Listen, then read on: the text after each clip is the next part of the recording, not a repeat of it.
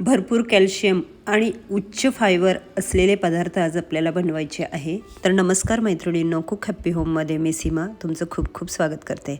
बघितल्या खाऊ वाटेल आणि अगदी वासानेच खाऊ वाटेल असे हे दोन्ही पदार्थ आहे. आमच्या घरी तर दर महिन्यात किंवा 15-20 दिवसात हे असे पदार्थ बनवलेच जातात. सोप्या पद्धतीने दाखवते. गव्हाचं चीक आणि ही कोंड्याची भाजी गव्हाच्याच. तर नेहमीप्रमाणे जसे आपण कुरडईला गहू भिजत घालतो ना, तसेच गहू भिजत घालायचे 3 दिवस. वाटलंच तर पाणीही बदलायचं एखाद्या दिवशी. हे बघा मस्त असे भिजले. असं हे बघा ना, थोडेसे मोडसुद्धा आलेले आहे. अगदी पोषक तत्व असलेले हे पदार्थ आहे. तर एका मिक्सरच्या भांड्यामध्ये घेतले, गहू स्वच्छ धुवून घेतले बरं का, चौथ्या दिवशी किंवा तिसऱ्या दिवशी तुम्हाला जसं वाटेल तसं. आणि अशा पद्धतीने मिक्सरच्या भांड्यात वाटून घेतले. थोडेसे बारीकच वाटले. इथे काय मला कुरडया बनवायच्या नाहीत, चला बुवा ताम वगैरे उतरेल किंवा कलर उतरेल. हे बघा अशा पद्धतीने, आणि अगदी बारीकही नाही, असा कोंडा दिसत आहे. तर अशा पद्धतीने आपण सर्व गहू वाटून एका पाण्यामध्ये म्हणजे एका कढईमध्ये किंवा टोकरीत पाणी घेऊन त्यामध्ये असे काढून घेऊ.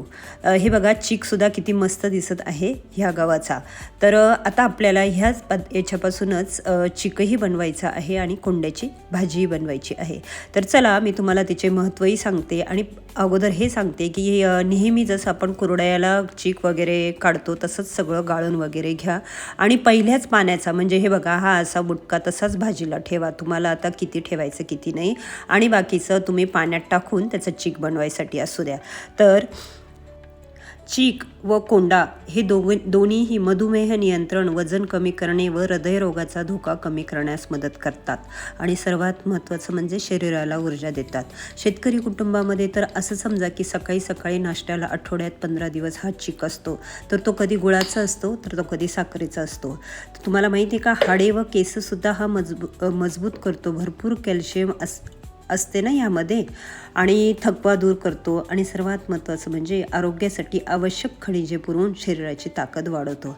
आणि गव्हाच्या कोंड्याचे फायदे तर फारच आहे. फायबरमुळे बद्धकोष्ठता, मूळव्याध आणि पोटाच्या समस्या कमी करतो. रक्तातील साखरेची पातळी नियंत्रणात ठेवास मदत करतो आणि वजन नियंत्रणात ठेवतं. कारण जास्त फायबरमुळे पोट भरलेले राहते, ज्यामुळे वजन नियंत्रणात राहण्यासाठी फायदा होतो. हृदयही चांगलं राहतं.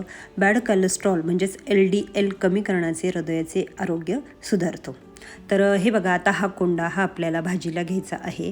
याच्यात थोडासा चीक आहे, थोडासा आंबटपणा आहे. तर तेलाची फोडणी, जिरे, मोहरी, हिंग, भरपूर लसूण लालसर करून घ्या आणि कांदाही असा मस्त गुलाबी परतून घ्या. आठवणीने हिंगाची फोडणी द्या. आठवणीने लाल तिखट, हळद आणि कढीपत्ता असेल तर तोही टाका, धने पावडर टाका आणि व्यवस्थित त्या कांद्यामध्ये सर्व मिश्रण परतून घ्या.